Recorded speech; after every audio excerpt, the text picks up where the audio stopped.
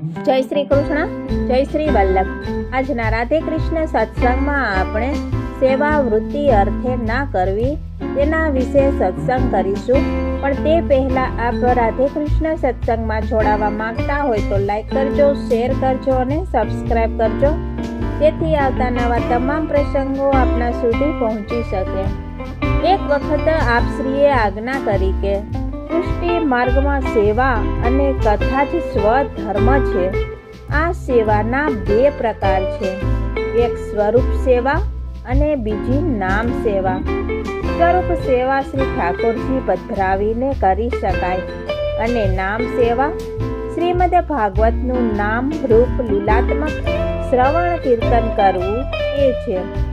શ્રી ભાગવત શ્રી ઠાકોરજીનું વાંગમય સ્વરૂપ છે, તેથી તેનું શ્રવણ કરવું તે નામ સેવા છે.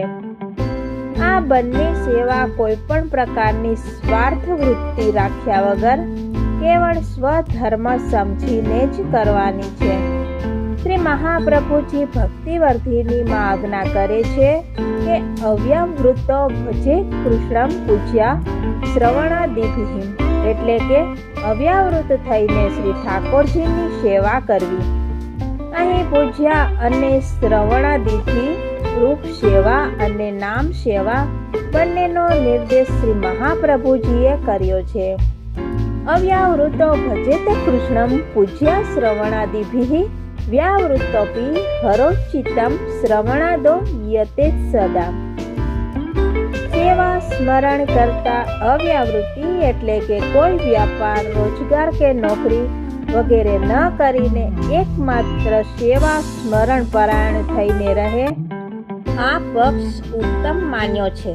પરંતુ આમ રહેવું એ ઉચ્ચ સ્તરીય ભાવદશા, તદીયત્વ, અનન્યતા અને સિદ્ધ આશ્રયવાળા અધિકારીઓ જ તેમ રહી શકે. આ પક્ષ શ્રી મહાપ્રભુજી અને તદવંશજોએ જ રાખ્યો છે. શ્રી પુરુષોત્તમજીએ સ્વવૃત્તિવાદ પણ લેખ રૂપે લખ્યો છે અને કેટલાક વૈષ્ણવો પણ અવ્યાવૃત પક્ષથી રહી ભજન કરે છે. પરંતુ આ પક્ષ સર્વસુલભ તો નથી જ. તેમ રહેવા માટે દૈહિક, કૌટુંબિક, આર્થિક અને સામાજિક સગવડ અને યોગ્યતા ન હોય તેવાઓ ઘણા હોય છે. તે માટે શ્રી વલ્લભે વ્યવહારિક બીજો પ્રકાર પણ માન્ય કરીને ઉપદેશ્યો છે. વ્યાવૃત્તોપી હરોચિતમ શ્રાવણાદો યતે સદા. વ્યાવૃત્તિ એટલે કે વ્યાપાર, ઉદ્યોગ, નોકરી વગેરે કરતા રહીને પણ સેવા સ્મરણ કરી શકાય છે. પણ ધ્યાન એટલું જ રાખવાનું છે કે તે વ્યાવૃત્તિ, વ્યાપાર, ઉદ્યોગ, નોકરી કે રોજગાર એવા ન હોવા જોઈએ કે જેથી સેવા સ્મરણ ન થાય. શ્રી હરિનું વિસ્મરણ કરાવે એવા હોય તો બદલી નાખવા જોઈએ.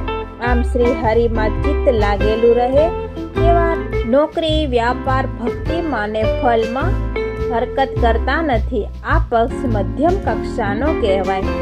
નામ સેવામાં શ્રીમદ ભાગવતનું શ્રવણ, કીર્તન ઉપરાંત સ્તોત્ર પાઠ, અષ્ટાક્ષરનું સ્મરણ, કાવ્ય રચના, ગ્રંથ લેખન, સાંપ્રદાયિક ગ્રંથનું વાંચન, શ્રી ઠાકોરજી સન્મુખ કીર્તન કરવા, તેમજ ઢાઢી લીલા કે મંડળીઓમાં કીર્તન કરવા, આ બધાનો સમાવેશ નામ સેવામાં થાય છે. આ નામ સેવા પણ સ્વધર્મ સમજીને નિષ્કામ ભાવથી કરવાની છે. જેમ સ્વરૂપ સેવા સ્વાર્થ બુદ્ધિથી અને લૌકિક કાર્ય સમજીને ન કરવાની શ્રી મહાપ્રભુજીની આજ્ઞા છે, તે પ્રમાણે નામ સેવા પણ વૃત્તિ અર્થે ના કરવી એવી આજ્ઞા શ્રી મહાપ્રભુજી કરે છે. પ્રયત્ન કરીને પણ આદરપૂર્વક શ્રીમદ ભાગવતનું પઠન કરવું અને ગમે તેવી મુશ્કેલી આવે તો પણ વૃત્તિ અર્થે તેનો ઉપયોગ ન કરવો. અહીં ભાગવતની સાથે નામ સેવાના પ્રકાર ઉપર બતાવ્યા છે તે પણ સમજવાના છે. એટલે કે નામ સેવાના પ્રકારોમાંથી જેમાં આપણી રુચિ હોય તે પ્રકારની નામ સેવા પ્રયત્નપૂર્વક કરવી, પણ તેનો ઉપયોગ વૃત્તિ અર્થે ના કરવો. વૃત્તિ અર્થે સેવા કરવાથી દોષ લાગે છે. જેમ ગંગા કે યમુના જળનો ઉપયોગ ગુદા પ્રક્ષાલનાર્થે ન થાય, તેમ સેવાનો ઉપયોગ પણ યુક્ત્યર્થ ન કરાય.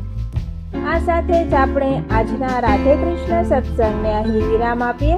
ફરીથી મળીશું નવા જ સત્સંગ સાથે. જય શ્રી કૃષ્ણ, જય શ્રી વલ્લભ.